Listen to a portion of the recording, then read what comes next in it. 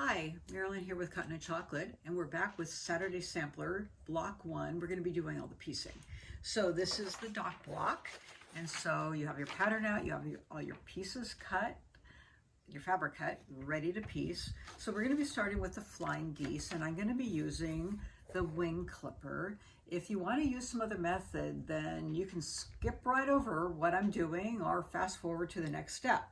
But if you want to have all the directions for using the wing clipper, then listen in. So I like the wing clipper. This is a Studio 180 ruler because you get really accurate results. And also the block that we're making is this block right here. Okay, so you're going to be starting with fabrics 3 and 8. 8 is the base, which is the blue one, and 3, and that's going to be cut at the 5 3/4 for this ruler, and then you have 4 of the fabric 3s, which are cut at 3 1/4. So what I've done is I've taken my magic wand, which is also a Quilter's Magic Wand, which is also a Studio 180 ruler. It has a little laser line down the middle, and it's a perfect 1/4 inch on each side. And they come in a bunch of colors. We have them at the shop, and I love this for marking. So before I lay these squares down on the block, I'm going to take, I like to do this ahead of time. I'm going to take all 4 and mark them from point to point. So I lay that line down the middle. I'm going to take a thin mechanical pencil. Oh, this is my white pencil. If it's a dark one, you want to take a white lead, or if it's a light fabric, you take a dark lead. And I've already marked them down each side. So I have the pencil marks already done on all 4 of my squares. Now the first two squares I've laid down here, matched the raw edges on each side. I've pinned them on, and I've sewn already on this line. I'm going to take out my pins, okay, and let me get rid of those. Take my ruler, line it up from point to point, and cut down the middle. Okay, and then this method is going to yield you 4 flying geese. Move the instructions out of the way, and then I'm going to press, first kind of set my fabric, and then I'm going to hold this open and make sure that I'm not pressing a fold into that, okay? Make sure that it's pressed nice and open, and you always press these open towards, not towards the other way, but you have to press these open like this, okay? To the wings. Okay, now you're going to take these other 2 extra blocks, you're going to match them right up towards the edge. So you'll have this one here and this one here. We'll just focus on one. Okay, you're going to put in 2 pins, 1 on each side. Here and here, and you're going to match it up perfectly. And then you'll also notice that the lines I drew go right out to the point here on the fabric. And then you're going to sew perfectly on those lines. So let me just sew this real quick.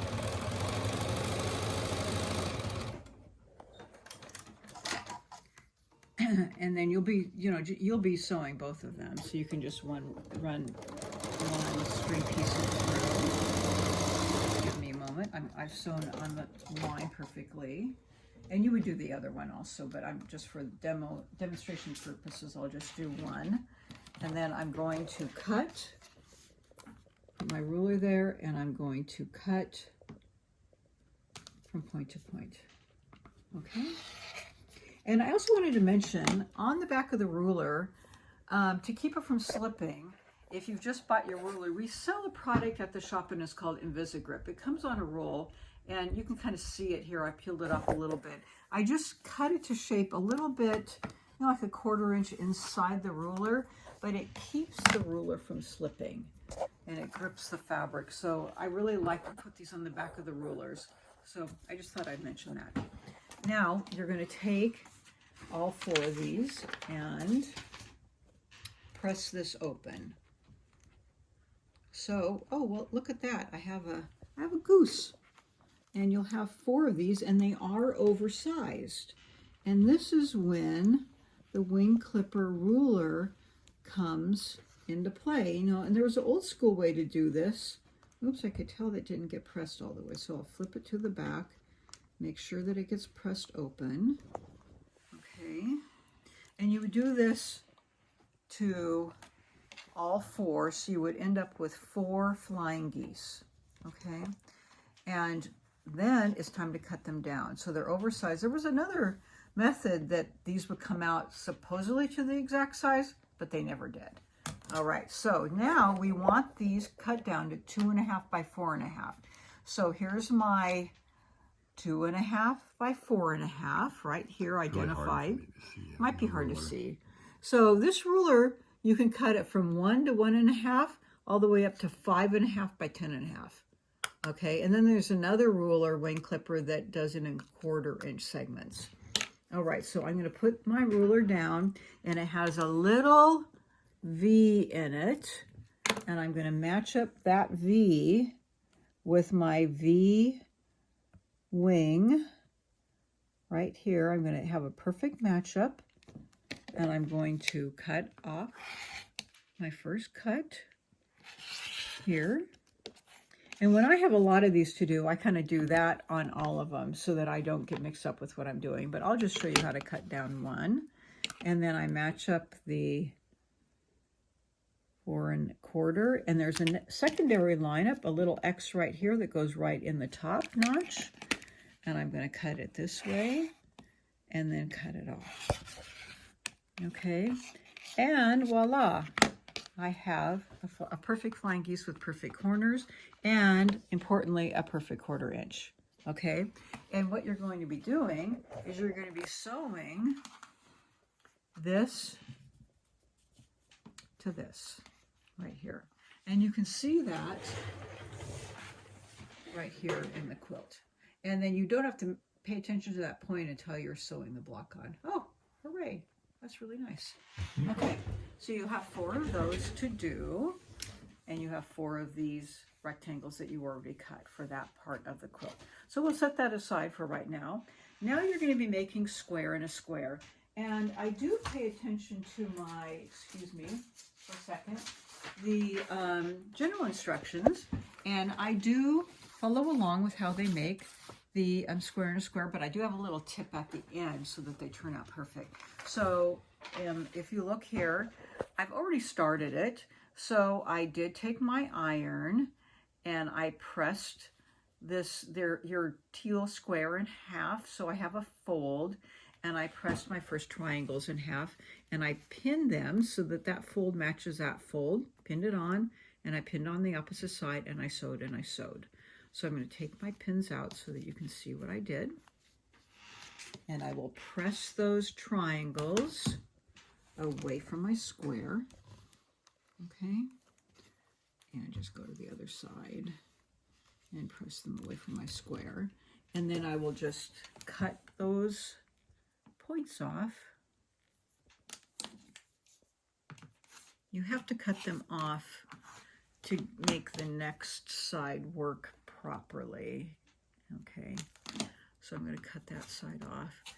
Now you need to just match up.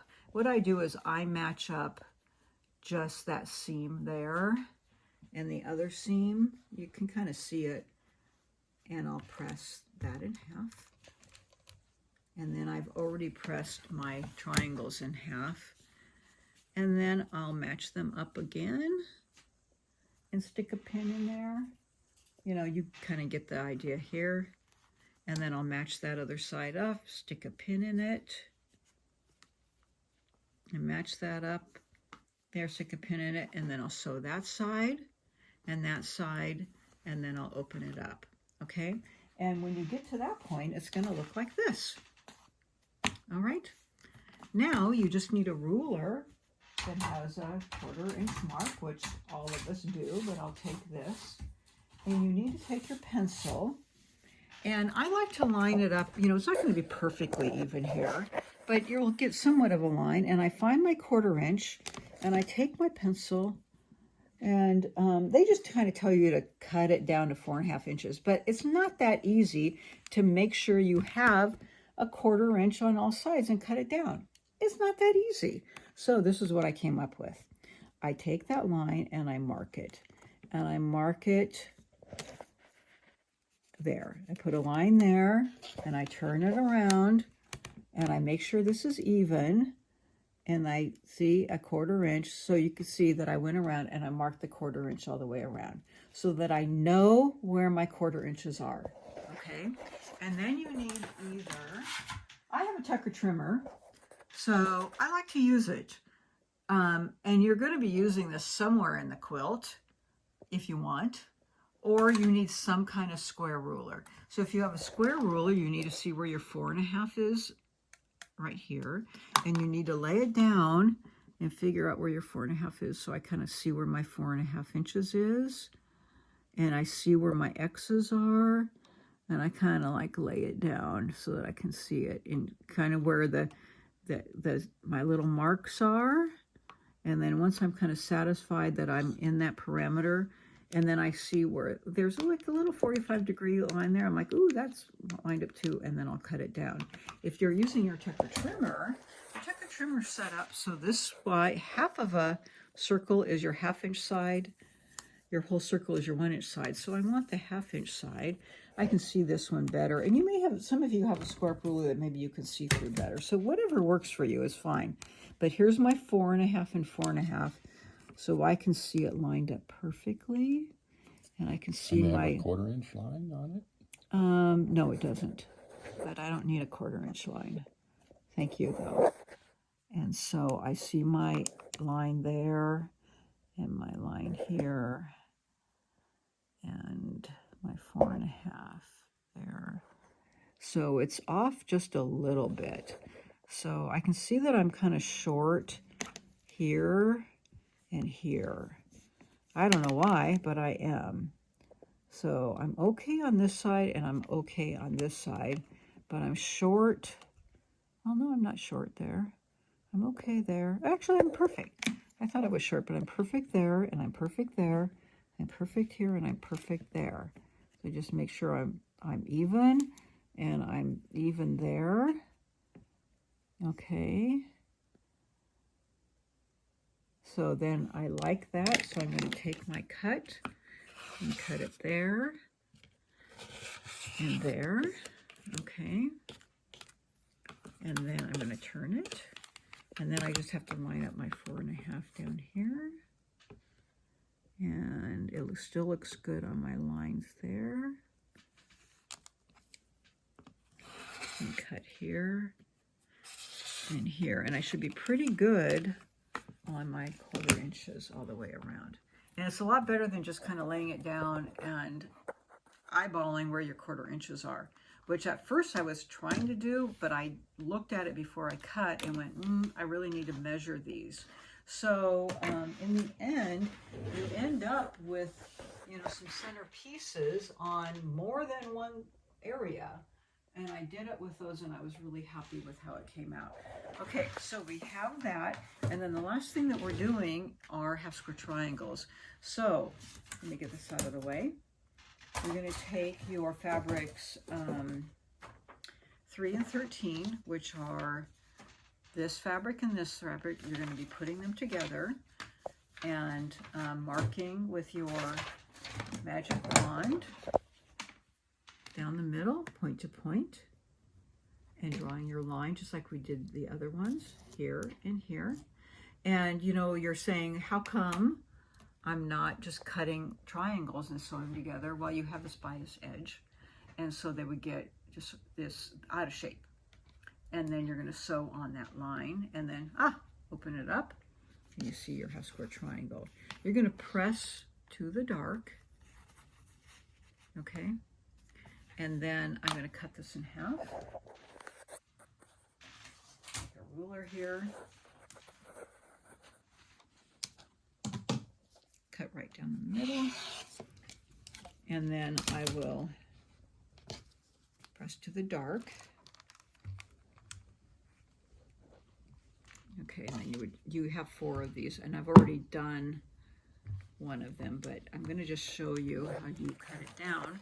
And then my cut down, I'm using the block lock, and this is a block lock. This is a 6.5-inch block lock, and it has a ridge cut in the middle to help cut items down like half square triangles. And so you can get them smaller. I like the big one just because I can cut a lot of different sizes, and I really use it a lot. So we have these oversized half square triangles. So you could make them to size, but then if they come out wonky, you really have no recovery. So when we make them oversized, yes, there's a couple extra cuts, but boy, they really turn out perfect. And so look at how perfect all of our points are. Nothing's lost, which I really like.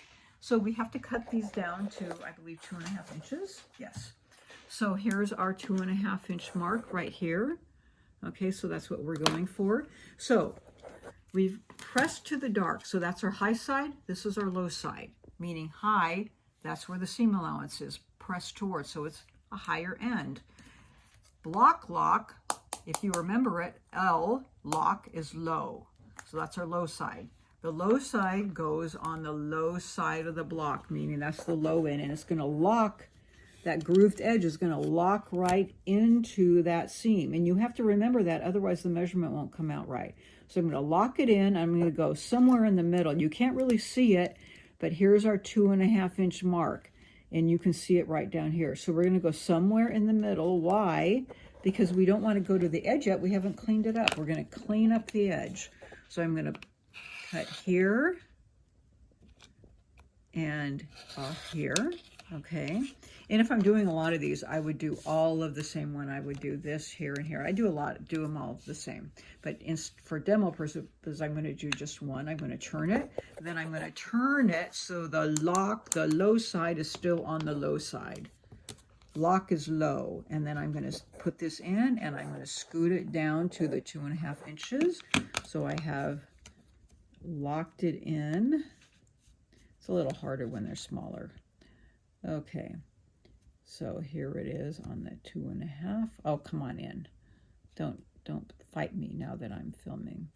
Okay, so we have it on 2.5, and I'm gonna trim it down. Okay, and we have a perfect half square triangle. And so you have these really nice points, and it's the exact right size. Love it. Okay, so now it's time to make our block, which you can see here are corner units. We have 4 corner units that look just like this. So you're going to gather your 2 fabrics, which are our squares of 3 and 13, and our 2 half square triangles, and I've gathered them here. These points go together, and so it's kind of laid out like this. So here's these 2, and you need 2 half square triangles. 4 of these you're going to make. So I put these together and these and sew them together. So I kind of sewed here and here. And then you're going to press towards the square. Okay, you can see my back. I've pressed towards the square, and that way they will sit together fine, and your seams will lay flat. Okay, and when I'm pressing, I'm always pressing these blocks, so to get them to lay flat, I'm pressing here, and then I have this little, it's called the quilter's clapper, and while I'm pressing, I set this on top of it while I'm doing the next one. And what does this do?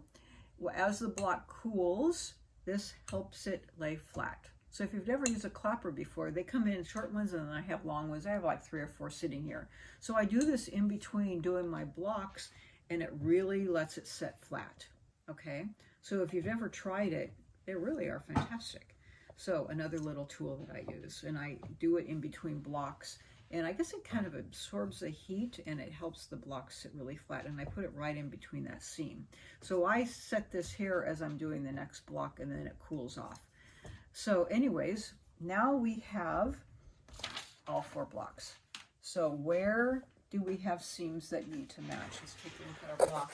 We're going to be laying this out, and now it's just an elaborate 9 patch laid out. Okay, so we're going to be sewing you know, these 3 rows together, and so when I press them, I'm going to be pressing out, and then in, and then out.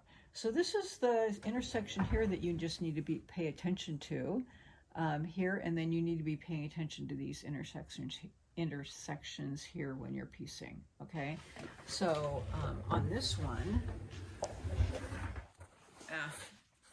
I don't really have it pieced together, but it's really just, it's not a tough intersection that you're matching on the top. But I do want you to pay attention to the piecing here. So when you have that pieced together, really just make sure that when you're piecing the middle into the top and bottom, that you're piecing with this side out so that you can watch that intersection. Oh, you can't see. Well, hold on just a minute. I'm just setting it up. You watch that intersection here. And when I piece it, I just piece it a little below that intersection, because if you're right on top of it or a little above it, you're going to lose the point. So I just go a little bit below it so that when you open it up, you can see that I haven't lost the point. And I'd rather have it just float a little, like be just a little tiny bit less than cutting it off, because you'll really see it if you cut off the point, okay? And then between each one, I'm going to spray it with spray starch. I mean, I might set it on the clapper a little bit, but I actually spray it also. So I use these spray bottles. I love them. Here's a couple different spray starches that we use at the shop. I really love Flatter because I feel it's a little bit stronger than Best Press, but you can use whatever you want. But I love putting them in this sprayer, this spray bottle. It sprays kind of a more dispersed spray. If you do it right out of the bottle, I feel that they're like a little bit too concentrated. So I really like the Mr. bottle. I highly recommend it. But I do recommend, I spray all of my blocks all of the time, even when it's a boutique and they seem to spray flatter. It really makes your blocks sit really flat. You need to look at the back, and you need to make sure that your seams are sitting completely flat, that they're not crooked or twisted one way or another. They really need to be sitting flat. I mean, if they aren't, you need to spray it a little bit. You need to set that iron on top of it and make sure that it's sitting really flat. If you're not used to pressing, then this is a really good time to get used to it. I look at the back and make sure that it's pressed very nicely. You know, I'm usually not spraying individual blocks. I'm sitting it under the clapper like I was saying. But then when I'm getting to my rows, I'm spraying it, and then I'm spraying the whole block before I finish. And then it's time to measure. Make sure that your block is 12.5 inches, raw edge to raw edge, so that we'll finish 12 inches. It's critical that you get these sizes right, because when you see this, we're going to be putting sashing that's pieced around them. And it all has to fit together. You know, you don't have a lot of leeway. So if you get the first bits right, then everything else will fit together properly. So if you aren't getting that 12.5 inches, sometimes it's that you haven't pressed it out all the way, or you didn't check your seam allowances when you started. So those are a few of the things that you need to check. But let's get it right this first month so that we can move to the other months and have those correct measurements. Okay, so enjoy your block, and you'll be doing the block number 2, and have fun with it, enjoy, and then we'll see you next time. Thanks so much.